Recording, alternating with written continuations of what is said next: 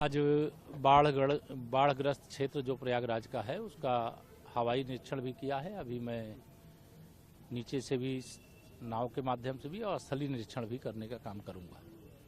यह बाढ़ 2013 में जो बाढ़ आई थी लगभग उसको क्रॉस कर रही है और लगातार गंगा जी में बढ़ता हुआ जलस्तर निश्चित तौर से चिंता का विषय है। लेकिन सरकार ने बाढ़ पीड़ितों की हर प्रकार से सहायता करने की व्यवस्था की है। अगर कोई बाढ़ प्रभावित है, घरों में रहना उनका मुश्किल है, तो उनके लिए अलग से रहने की व्यवस्था की गई है, उनके खाने की व्यवस्था की गई, उनके दवाइयों की व्यवस्था की गई। बहुत सारे हमारे किसान ऐसे हैं जिनकी फसल भी इस बाढ़ में खराब हुई है। बाढ़ समाप्त होने के पश्चात उसका आकलन करके जिनको जो नुकसान होगा उसकी भी जो भरपाई है वह करने का काम किया जाएगा। किसानों को भी और नागरिकों को भी कोई परेशानी न हो, सरकार की यही प्राथमिकता है।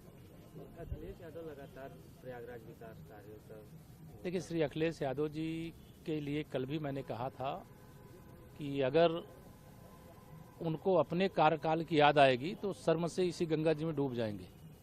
लेकिन उन्हें अपना कार्यकाल भूल जाता है। प्राकृतिक आपदा होती है, बाढ़ होती है, देश प्रयागराज ही नहीं, उत्तर प्रदेश ही नहीं, देश के सभी राज्यों में है, दुनिया के सभी देशों में बाढ़ और भूकंप और सुनामी या मनुष्य के बस की बात नहीं होती है। लेकिन सरकार ने जितना अच्छा प्रबंध किया है, पहले जल भर जाता था और कई कई दिन हो जाता था निकलने में। आज कुछ घंटों में अगर बाढ़ का पानी अंदर आता है तो उसको निकालने का काम किया जा रहा है। बाढ़ के कारण से जो समस्या खड़ी हुई है उससे ठीक से निपटा जा रहा है।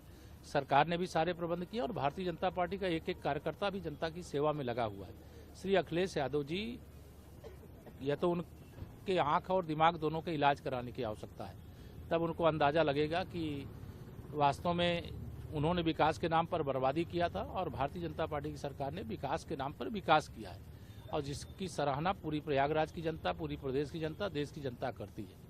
और प्रयागराज वाले तो श्री अखिलेश यादव जी को गाली दे रहे हैं। अगर वो ट्वीट कर रहे हैं तो उस ट्वीट के अंदर प्रयागराज वाले क्या कह रहे हैं उसको सुन लें।